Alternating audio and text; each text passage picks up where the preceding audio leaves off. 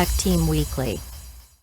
This show may contain mature language and themes. Hello and welcome to episode 3 of season 2 of Tech Team Weekly. It's so lovely to have you here. Thank you for joining us. And with me today, I have my awesome co-hosts. We have Sanj, our engineer. Hello, Gwen. Hello, everyone. Hi. And we also have Neil, our tester, who is now a manager.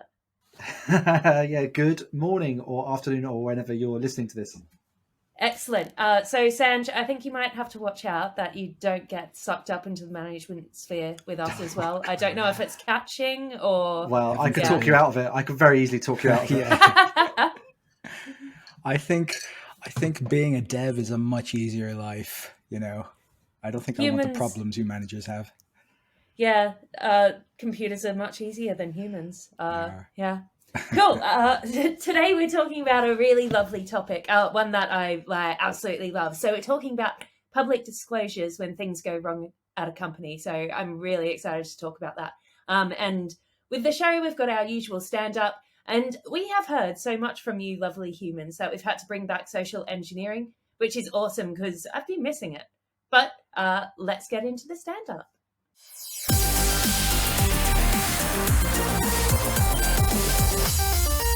The stand-up. Cool. So from me, something that kind of just I overlooked and just totally went over my head, but a lot of the big features I was working on at work actually were released to live like over the last week or two, and it just like sort of like it didn't even occur to me, and it kind of set in like last week. So yeah, I mean, I've been working on stuff around like accessibility and improving like some features that improve like user experience and stuff. So it's really cool to see it all filter down to like the actual live Now TV app. And I've been like, you know, they keep like throwing like TVs and devices and stuff at me. So right now I'm trying to set up one of the new Xboxes to try and like deploy and debug on it. So, you know, we have to test like the Now TV app on various things.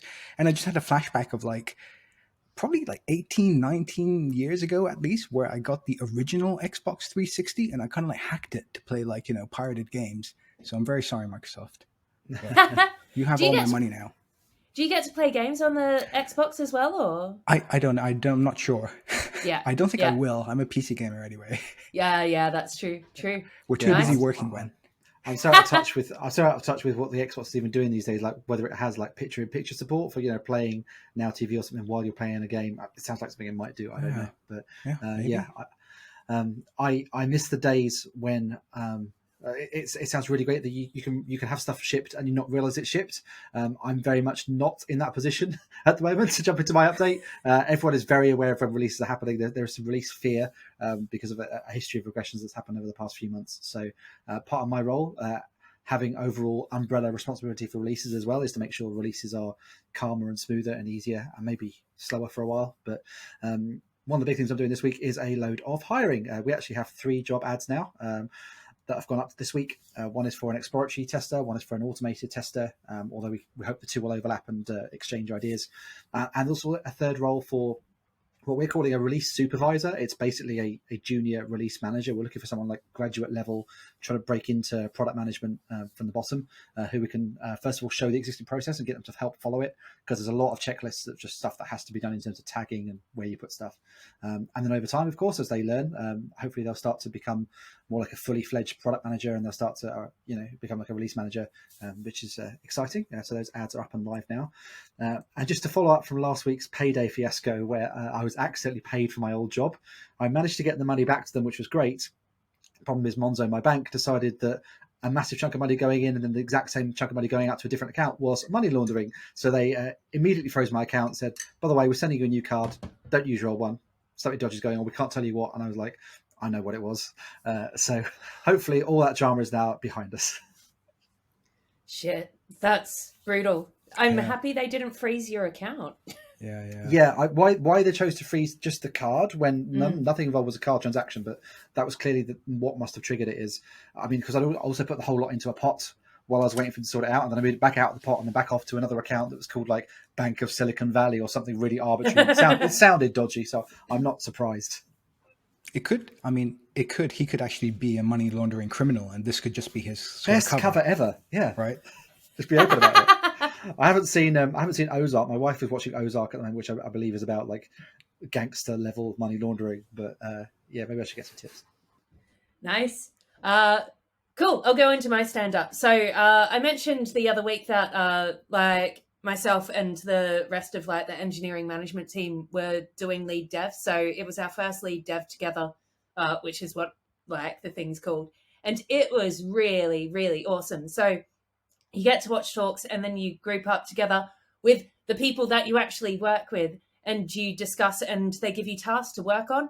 And so it's like how to solve all these problems that come up in leadership. It's fucking awesome. So thank you, LeadDev. I can't wait for the next one. And it's 9 weeks, so I get to do this for ages. So yeah, the next one's on strategy, which is really good because I'm really used to writing test strategies, but I'm not so used to writing engineering strategies, you know. So this is just going to be so useful for me. And yeah, we're also hiring. Neil, why do we always like end up talking about similar things at the same time? Yeah, it's weird. But yeah, we're hiring exploratory testers, developers, so like SRE, DevOps kind of humans, and we need an engineering manager as well. So I'll dump that in. Like it's remote and yeah, it's good fun. Hey, sounds good, Sanj. That's me. That'll be me next week. I'll send you my CV. I would fucking love you, Sanj. Sweet. Shall we? Oh, it's social engineering, isn't it? Ba-da-da-da. Here we go. Yeah.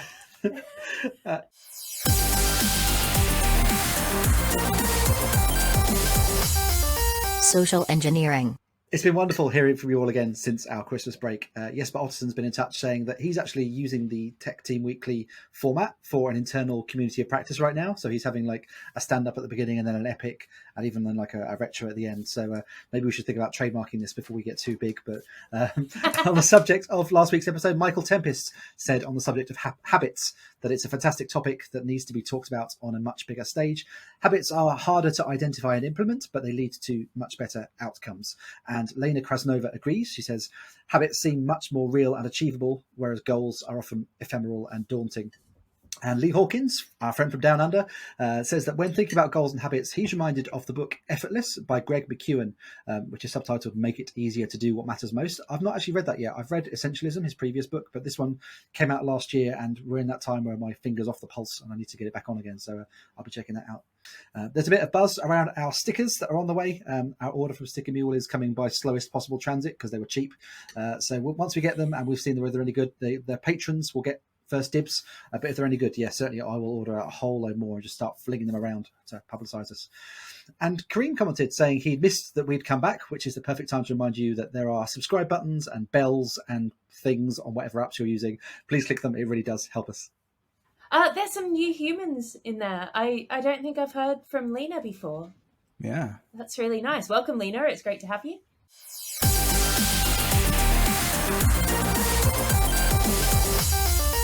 This week's epic. There have been a few recent big outages. I'm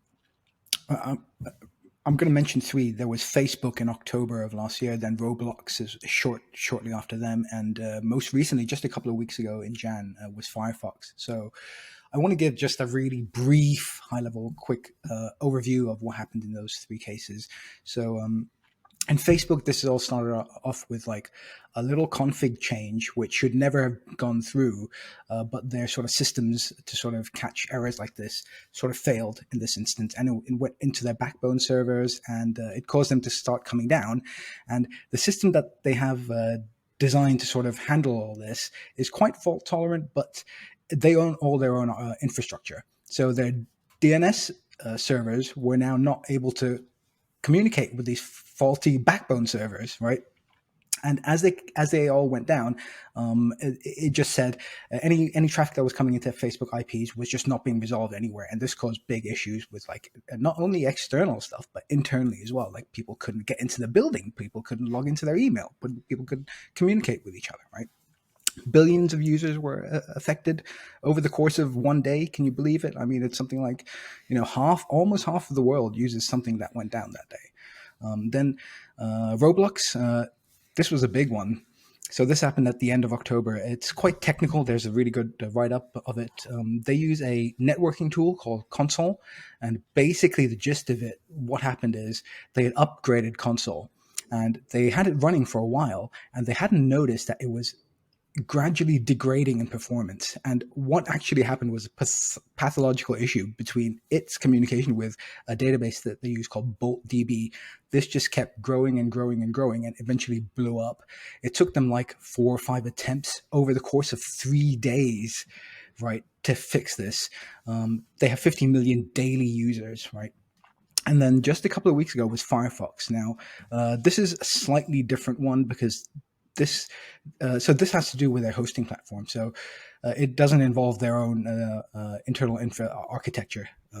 So Google Cloud Platforms, which host some of their services, enabled HTTP3. This is the short version I'm going to give you, which is great. But Mozilla were not expecting this. So an obscure part of the code base basically couldn't handle this, and it was using a microservice, which was then lowercasing any HTTP header. It was literally as simple as that. So a lowercase HTTP header, which got through one system, was causing an error in another system, which caused an infinite loop because one part of their system was saying everything's fine and the other was saying no, it's not. 200 million daily users were affected over the course of several hours. So sorry to ramble on there, but firstly, I think like I had great time reading about these things. I mean, what crazy problems to solve. Like imagine being in the incident room, the sweaty palms that you would have, and then the buzz at the end of it, right?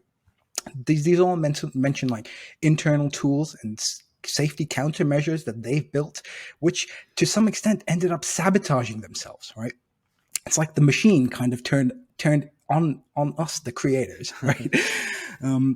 They made their comms very public. They've been very open about things. They, obviously did a great RCA incident management. They've done good external communications about this, and they've all stressed the importance of ongoing learnings and how they're solving these problems. So firstly, do you think these are good examples of handling an outage?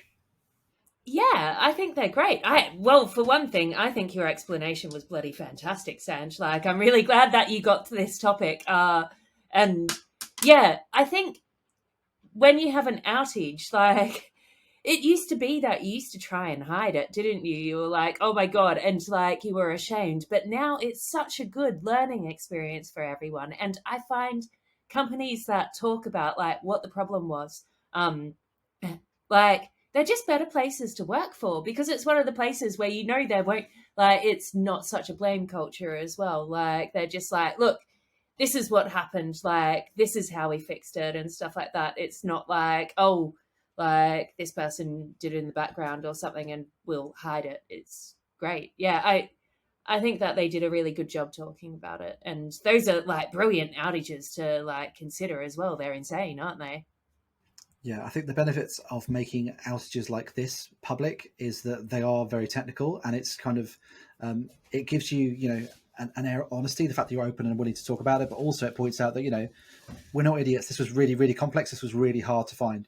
If one of these outages had been caused by someone logging onto the production server when they shouldn't have and deleting like a folder of really important shit, they might not have been so willing to publicize it that there'd been a massive cock up internally. I think it helps to build their credibility that these are complex outages. And in terms of actually publicizing it, obviously you've all done this root cause analysis internally already with these incidents, so you've already got the information. It's actually pretty easy to just throw it all on a blog post and get some credibility back. So, if you're putting the information together anyway, I'm all for making it public. I guess if there's a security issue involved that you hadn't patched, well, you probably wouldn't publish it in the first place. But some of these particular outages, the Firefox one in particular, not expecting things to be case sensitive they catch us out in testing all the time. Things like the fact that email addresses, you could type them in any case you want, but they're actually case insensitive. So watching to see whether someone, if you've got a sign up form, do you allow Neil in uppercase to be the same as Neil in lowercase? Or can two people sign up with effectively the same email address? Things like that. We even I found one on my mortgage provider's account. I had to log into my mortgage account recently, and there was an issue that meant I had to ring them up, and they wanted some of the characters in my password over the phone, like 3 characters, whatever. And I was saying like, oh, here's an uppercase F and a lowercase G, whatever. And they said, oh, just so you know, the passwords aren't case sensitive. So I had put it as I'd set it like a random password, obviously, through 1Password, but it wasn't quite as protected as I thought, because actually it would accept it case insensitive. It was like, it's not really how passwords are supposed to work, chaps. That's nuts. So we had an outage last year, which was caused by Google platform. So they upgraded. I'll link the blog post because it was last year and I can't quite remember, but I think they upgraded Kubernetes without us realizing, and like all of our like test infrastructure and stuff and CI started like going down, and all of our stuff is stable as fuck usually, and it was like, oh my god, what is going on? But yeah, it might have been the year before even, but yeah, it's just really interesting to like write it up afterwards as well, so everyone has a good understanding. Yeah. Do you two enjoy incidents? Do you like a good incident? Oh, everyone gets off on it, don't they? So like it's really interesting actually. So we don't have many incidents at work whatsoever, and we had like a couple last year, and a load of the people that work at Glean have come from the same place where they used to have loads of incidents. And so when there was an incident, their fucking eyes lit up. They were so excited, and they're like, war room, we need a war room. And it's like, holy shit. Okay. So I've like sorted out a process, even though it doesn't happen very often. But like, otherwise there was just too much excitement. They were like, yeah, there was a lot of glee. Yeah, I love a war room. Also, I've been in war rooms that are set up like when you're about to put something live, and you know that you want to monitor stuff very carefully. So you put a bank of monitors up, and you literally you switch the feature on or whatever, and you watch the graphs light up and see whether they're doing what you expect. So yeah, loved the buzzer being one of those. Kind of had one at the end of last week actually. It wasn't incident level because it was very contained. It was a small update we made to one of our internal cron jobs that runs internally that is supposed to when one of our customers deactivates themselves through like Salesforce and stuff, it should then deactivate their account in our software. The trouble is we didn't have quite as much knowledge of like Salesforce statuses as we thought. So in effect, we deactivated a few more customers than we were supposed to. So like the testing had said, check that these 10 customers are now all off, and they were, and that was great. And then we started getting word that actually, hang on, we think there were a few more. There's like a couple of isolated reports. So there was kind of a war room situation there in which we found that the customers who had additionally been deactivated were still quite inactive. Like none of our actual day-to-day users would have been affected. It was like people who'd like not, I can't remember, like they weren't paying invoices anymore, but we hadn't like formally closed arrangements or something. So no one was actually that bothered. But yeah, I love just the buzzer being in there. I would say I like those incidents more when I feel like we're getting towards the end of them. Like when you're in there and you don't know whether it's going to be dragging on for another 8 hours, that's not great. But certainly like this particular one, I was the one who had the light bulb moment. I was like, well, we found the customers we weren't supposed to switch off. We could switch them on again. And we'll pause the cron job so it doesn't run again. And then we've got as much time as we need to go and stop this happening again next time the cron runs. And everyone was like, yeah, because they're all talking about things like rollbacks and how to undo database patches. We're like, can we just turn the job off and just fix the problem? And then we'll sort it and we'll patch it again. They're like, yeah. It's like, great, cool. My first actual piece of like productive bit of quality input into the product. Nice. How about you, Sanj? Like, what's your feeling on incidents? I don't think anyone wants incidents, right? No. But yeah, they're incredibly fun. I think it's because those initial first few seconds when the message starts to filter through to you, then you hit the lowest of the low, and the anxiety kicks in and the fear kicks in, and then hopefully in the coming seconds and minutes, people start to chip in their ideas, and then you start to sort of come up and go, okay, we can see the light at the end of the tunnel, right? We can see a way out of this, right? And I was involved. I haven't been involved in many incidents in a while, which I'm very glad about. True story. Like last week or the week before, my line manager, we had a like catch up, and she said, "Do you want to go on call for support?" Right? And I said, "Actually, no, I don't." And then one of the other guys went on, and they're like, "Oh yeah, there's never a problem because it's very rare." And there was a problem. So yeah, I was like, "Oh man, dodgy bullet there." Yeah, on-call rotors for companies with very stable software is a cushy job. It's like, like I worked at a company where you could be a fire warden and you got an extra tenner a month, but you just had to put a fluorescent jacket on once a quarter. Like, great, yeah, I'll do that. But yeah, when things do go wrong, yeah, you do have to be ready to pounce on them. Yeah, and it's terrifying. We don't even have on-call. Like, you're that stable. So yeah, like if something did happen, I'd get called, and I'd be able to I would call like 2 people. But yeah, like it is so rare. And as well, like we don't really have SLAs with our customers and stuff like that. Right. It's really weird. When I first joined, I was like, where's the on-call thing? How do we sort this out? What happens when we have an incident? Blah, blah, blah. And my CTO was like, calm your tits, not going to happen. And I was like, you're insane. You're playing with fire. But yeah, mad. So I really, it's not just like software outages and stuff like that as well. Like airplane ones are the most beautiful ones to read about, aren't they? Oh, yeah. Like air crash investigation and stuff like that. Yeah, it's just so wonderful. But I think the reason why the aircraft ones are so wonderful to read about is how they fix things at the end and the investigations that they do and how they publish that. So that's why incidents are good. What you learn and what you share from them. Like incidents themselves fucking suck. We all know. But yeah. It's so really important to be public, right? That shows that you actually managed to understand and solve the problem and learn the lessons that are needed to be learned, right? Totally. That's what interested me in taking a job at another place I worked. Because I had a public blog post on how they handled an incident, and I was like, that is exactly the kind of place I want to work. That's hot. Yeah, it gives you more confidence, right? And funnily, I had an email this morning just as I was thinking about it, saying, your customer data might have been compromised in a hack. This is from like a small company I used like a couple of years ago. So similar to like when there's a breach of our secure data, and there's legislation to say that companies have to sort of, be public about that. Should companies need to be public about things like this when like users can't access their service? Yeah, totally. It just makes it easier as a customer, because otherwise it's so frustrating as a customer. I mean, do you remember when Pokemon Go first came out and you were trying to get on? And you were just trying fucking over and over again. And it's like, why can't I catch my Pokemon? But there wasn't status pages, I don't think. I don't remember the status pages, or I wasn't looking because I was so obsessed with. But if there was that, and it's like, okay, I can't catch Pokemon at the moment, that's fine. I will back off. But instead, everyone was just going mad trying to log on, So it's for the safety of your services as well. Yeah, I think status pages are a must. Even if you're not writing beautiful blog posts, I think having visibility of when you're having problems to show that you are generally stable and that maybe sometimes there's a small issue and you fix it, whatever, is really useful. There are websites like I think one's called Down Detector, which is for companies who don't have status pages. It's like it sniffs out posts on social media, and you can log on their site and say, actually, I'm having a problem, and that's really useful. Like if it's one of these. I was another site called Down for Everyone or Just Me. Yeah. And it's like, if you're really not sure, just go and see whether it'll say, no, we can get there, it's just you. Or they'll check it and go, no, it's definitely down.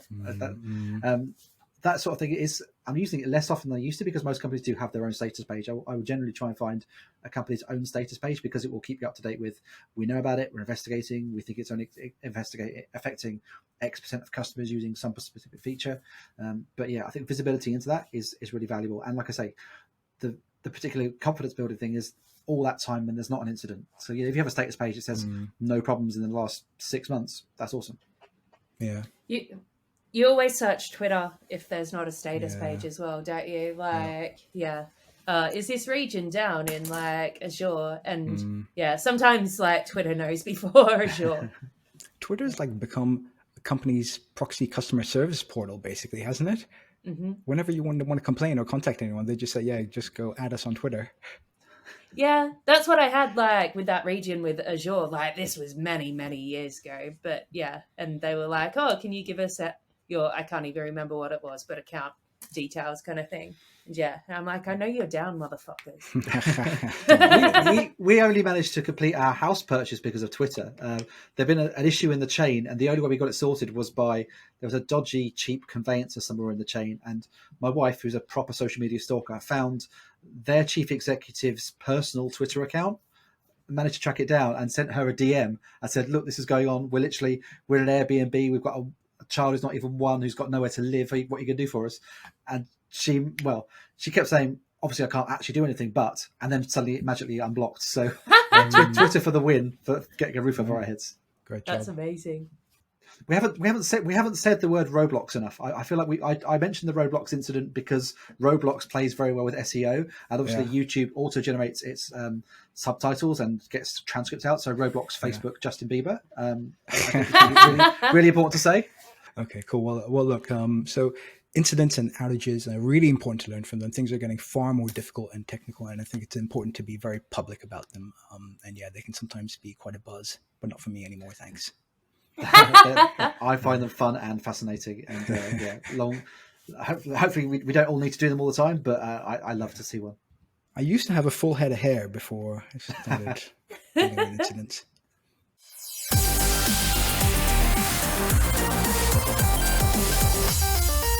The Wash Up. That brings us to the end of episode 3 of season 2 of Tech Team Weekly. Lovely to speak to you all again this week. Thank you very much for listening to what we have to say about incidents. Thank you, Gwen, for spending time with us. Thank you. It was lovely to see you both. And you, Sanj. Likewise, lovely to see you both as well. Thanks, everyone. And please, as Kareem found, please hit that subscribe, hit that like. We'll tell you as soon as we're back, which will be same time next week. See you wherever we have just seen or heard you. See you next week, everyone. Bye. Bye.